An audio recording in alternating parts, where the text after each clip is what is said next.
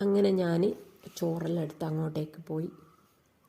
അവിടെ എത്തുമ്പോഴത്തേക്ക് എന്നെ പറയുന്നുണ്ട്, ഫോമും കൊണ്ട് വന്നിക്ക് നിങ്ങളാളില്ലേറ്റ് ആടെയും കൊടുത്തിക്കില്ല. അങ്ങനെ ഓരോ നോക്കി പിടിച്ച് ഫോമെല്ലാം വാങ്ങിക്കൊണ്ടുവന്ന് പുരക്ക് വന്ന് പുര തുറന്ന് ആദ്യം ഒന്ന് കൺഫേം ആക്കി. കട്ടിലുള്ളെല്ലാം അൾമാറേൻ്റെ ഉള്ളെല്ലാം നോക്കി പാമ്പോ തവളോ എന്തോ കാര്യം ഇരുന്നിട്ടുണ്ടോ. കാരണം ജാലകത്തിന് പോളയില്ലാത്തത് കൊണ്ട് പാമ്പെല്ലാം കയറാൻ ചാൻസ് ഉണ്ട്.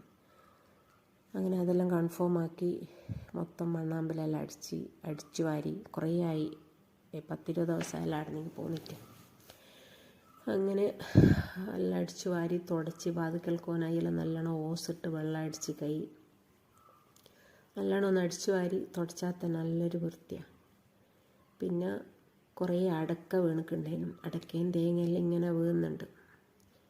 അങ്ങനെ കുറേ അടക്ക എനിക്ക് കിട്ടിയിരിക്കുക. അതെല്ലാം പെറുക്കി മുയെല്ലാം ഇട്ട്. പിന്നെ കുറേ അലക്കുവാനുണ്ടായിരുന്നു. അതെല്ലാം അലക്കി കുളിച്ച് നിസ്കരിച്ച് ഇവിടുന്ന് കൊണ്ടുപോയ ചോറ് കഴിക്കാനിരുന്ന്. പിന്നെ ചോറെല്ലാം കഴിച്ച് അസറിസ്കാരവും കഴിഞ്ഞ് പിന്നെ മുറ്റടിക്കാൻ ഇറങ്ങി. മുറ്റെല്ലാം കാട് കാരിയിട്ട് പറയണ്ട അവസ്ഥയ്ക്ക്. അങ്ങനെ പിന്നെ മുറ്റെല്ലാം അടിച്ച് കണ്ടെല്ലാം അടിച്ച് കത്തിച്ച്. അങ്ങനെ ഒരു 6 മണിയാകുമ്പോഴത്തേക്ക് ഞാൻ ഇങ്ങോട്ടേക്ക് പോകും. അപ്പോൾ അടുത്ത വിശേഷം ഇതൊക്കെ തന്നെയുള്ളൂ.